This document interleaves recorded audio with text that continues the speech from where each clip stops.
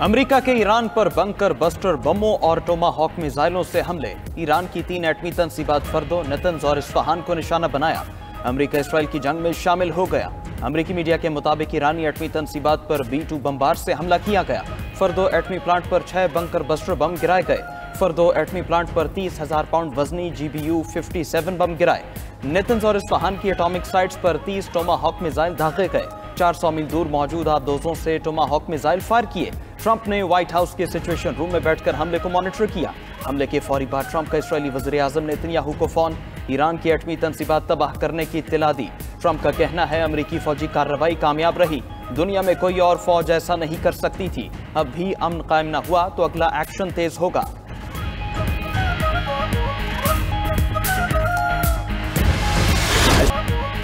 America ने Iran का एटमी programme तबाह कर दिया। ईरान के खिलाफ ऑपरेशन का नाम मिडनाइट हैमर रखा गया। B-2 बमबार ने तारीख का सबसे बड़ा हमला किया। अमेरिकी वजीर दिफा पीट हेग्सेथ की मीडिया ब्रीफिंग, कहा कि ईरान के एटमी अज़ाइम खाक में मिल चुके हैं। ऑपरेशन का हदफ ईरानी फौजी या अवाम नहीं थे। हमले का मकसद ईरान में इक़्तिदार की तब्दीली नहीं था। ईरान ने हमला किया तो ज़्यादा सख्त जवाब देंगे। ईरान को बातचीत के लिए 60 रोज दिए, मगर तेहरान ने संजीदगी का मुजाहिरा नहीं किया। पेंटागन हुक्काम ने ब्रीफिंग में कहा कि मिशन में 125 से ज़ायद अमरीकी जंगी तैयारों ने हिस्सा लिया। 7 B-2 बमबार तैयारों ने ईरानी तंसीबात पर हमला किया। 20 मिनट के हमले में ईरान को कुछ पता न चला। ईरान की तरफ से किसी किस्म की मुज़ाहमत नहीं की गई। मिज़ोरी से तैयारों ने 18,000 किलोमीटर का सफ़र किया। 9/11 के बाद ये सबसे तवील ऑपरेशन था।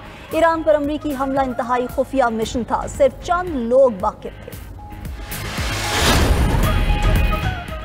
अमेरिका इसराइल की बेबसी देखकर मैदान में आया। ईरानी कौम अपनी इस सरजमीन का तहफ़्फ़ुज़ करेगी। ईरानी सदर मसूद पज़ेश्कियान ने रद्द-ए-अमल में कहा कि किसी भी कुर्बानी से दरेग नहीं करेंगे।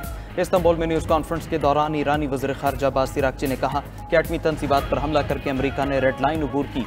अब अमेरिका ईरान के जवाब का इंतजार करे। अमेरिका अपनी जारहियत के नताइज का खुद जिम्मेदार होगा। हमारे पास कई ऑप्शंस हैं। अमेरिकी सदर ने न सिर्फ ईरान को धोखा दिया बल्कि अपनी कौम को भी धोखा दिया। ट्रंप ने जंग ख़त्म करने का अमेरिकी अवाम से किया वादा तोड़ दिया।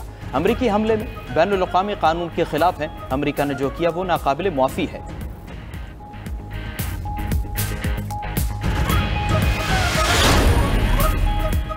अमेरिका को पहुंचने वाला नुकसान ईरान से कहीं ज्यादा होगा। अमेरिका जंग में अपना नुकसान कराने के लिए शामिल हुआ। ईरानी सुप्रीम लीडर आयतुल्लाह खामनाई का अमेरिकी हमलों पर रद्द-ए-अमल। ईरानी चीफ ऑफ स्टाफ ने कहा कि ईरानी कौम किसी जारहाना इक़दाम के आगे झुकने वाली नहीं। पासदारान इनकलाब ने रद्द-ए-अमल में कहा कि ईरान का जवाब ऐसा होगा जिसके बारे में दुश्मन ने सोचा भी ना होगा। हमले में मुलव्विस अमरीकी तैयारों की परवास के मकाम की निशानदही कर ली। हमारे लिए अब जंग शुरू हो चुकी है। अमेरिका थोड़ा इंतजार करे, हमलों की सजा मिलेगी। मशरिक़ वस्ता में तमाम अमरीकी असासों को निशाना बनाया जाएगा। यूरोपीय यूनियन का भी कोई बहरी बेड़ा यूरोप नहीं पहुंच सकेगा।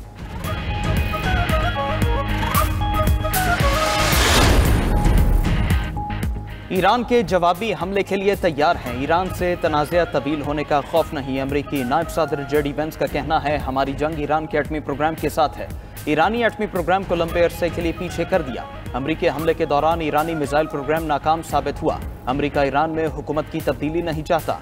अमरीकी वज़ीर ख़ारजा मार्को रूबियो ने कहा ईरान के पास एटम बम बनाने के लिए सब कुछ मौजूद है। ईरान के पास 9 या 10 एटम बम बनाने के लिए अफसोदा यूरेनियम मौजूद है। ईरान आबनाए होमस बंद करता है तो ये एक भयानक गलती होगी।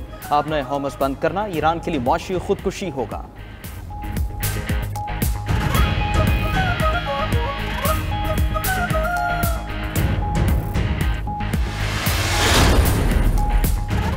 ईरानी पार्लियामेंट ने आबनाए हम्स बंद करने की मंजूरी दे दी। ईरानी मीडिया के मुताबिक आला सिक्योरिटी क़यादत पार्लियामेंट के फैसले की हतमी मंजूरी देगी। यमन के हौसियों ने भी आबनाए बाबुल मंदब बंद करने की धमकी दे दी। शिपिंग कंपनीज के मुताबिक आबनाए हम्स की बंदिश के खदशात पर तेल के जहाज़ों के किरायों में 15% तक इजाफा हो गया।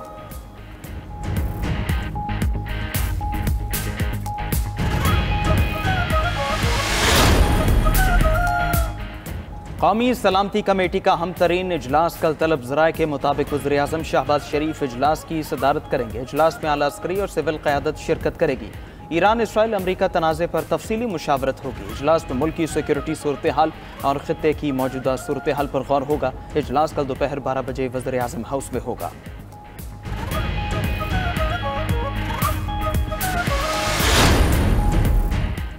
पाकिस्तान की ईरानी एटमी तनसीबात पर अमरीकी हमलों की शदीद मजम्मत। वज़ीर आज़म शहबाज शरीफ का ईरानी सदर मसूद पेज़ेश्कियान से फ़ोन पर राब्ता।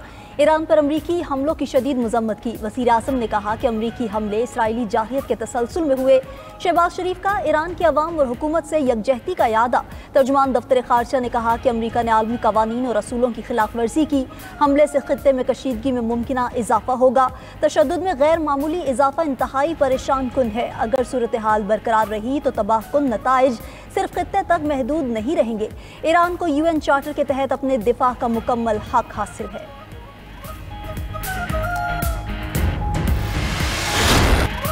ईरान का इसराइल पर पहली बार 3rd जनरेशन खैबर शिकन मिसाइलों से हमला। तल अबीब, हैफा और दीगर इसराइली शहरों में मुतादिद इमारतें तबाह। खैबर शिकन मिसाइलों के हमले में 86 इसराइली जख्मी हो गए। इसराइली एयरबेस तहकीकाती मराकज़ समेत 14 अहदाफ को निशाना बनाया गया। इसराइली दिफाई निज़ाम ईरानी मिसाइलों को रोकने में मुकम्मल नाकाम रहा। पासदारान इनक़िलाब के मुताबिक ये मिसाइल मोहलिक तरीन है जो फ़ज़ाओं में हदफ तक चकमा देने की सलाहियत रखता है। ठोस ईंधन से चलने वाला खैबर शिकन मिसाइल 1450 किलोमीटर तक मार कर सकता है। दूसरी तरफ इसराइली जंगी तैयारों का ईरान में दर्जनों फौजी अहदाफ पर हमला। इस्फहान, बुशहर, अहबाज और यज़्द में मिसाइल साइट्स को निशाना बनाया गया।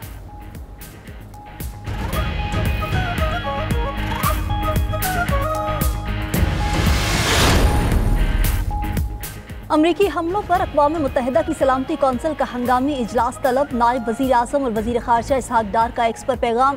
लिखा कि सलामती कौंसिल का हंगामी इजलास ईरान की दरख्वास्त पर बुलाया गया। पाकिस्तान, चीन और रूस ने ईरानी दरख्वास्त की हिमायत की। दूसरी तरफ इस्तांबुल में इसहाक डार की ईरानी वज़ीर ख़ारजा से मुलाकात। नायब वज़ीर आज़म की ईरान पर इसराइल और अमरीकी हमलों की मजम्मत। वज़ीर ख़ारजा ने ईरान के हक़ दिफा की हिमायत के पाकिस्तानी अज़्म का यादा किया। इस्तांबुल में पाकिस्तान और अफ़गानिस्तान के वज़राए ख़ारजा की भी मुलाकात। दो तरफ़ा ताल्लुकात, तजारत, ट्रांजिट और इलाकाई रवाबित बढ़ाने पर गुफ्तगू हुई।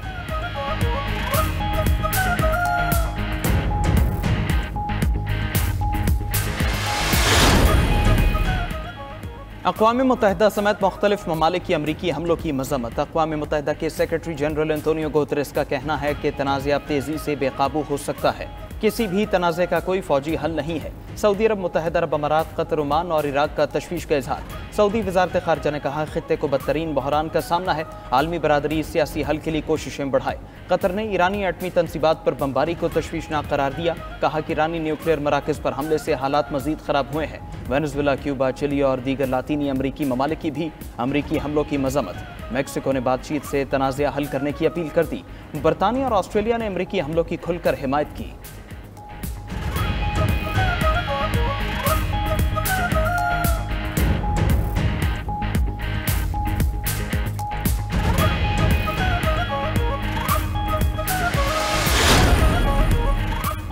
मुल्क के मुख्तलिफ इलाकों में प्री मानसून बारिशों का सिलसिला जारी। इस्लामाबाद, मरी, कश्मीर और गिलगित में बारिश से मौसम खुशगवार हो गया।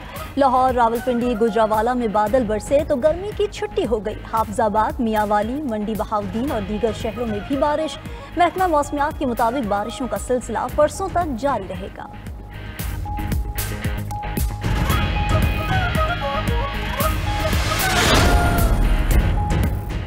और शाहीन शाह अफरीदी का बिग बैश लीग में बाबर आजम को नाकाम बनाने का प्लान। बिग बैश लीग 15 में बड़े बैटर्स को आउट करने का अज़्म जाहिर कर दिया। प्रोग्राम में गुफ्तगू करते हुए शाहीन अफरीदी ने कहा कि बाबर आजम, डेविड वार्नर और स्टीव स्मिथ उनके निशाने पर होंगे।